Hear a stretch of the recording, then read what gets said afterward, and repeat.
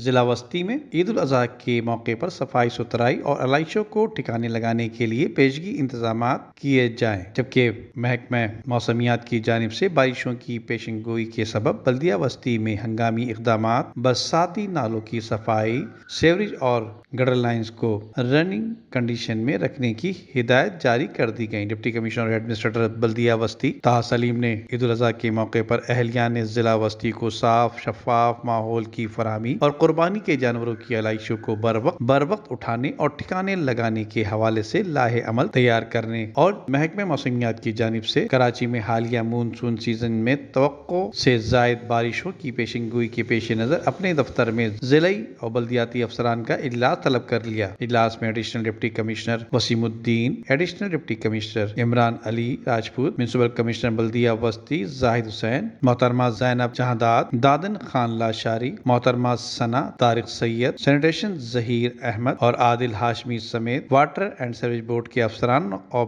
بلدیہ وسطی کے چاروں زون کے ڈپٹی ڈائریکٹر اور سینیٹیشن اور پارکس کے افسران بھی موجود تھے۔ ندیم صدیقی، میٹرو 7 پاکستان۔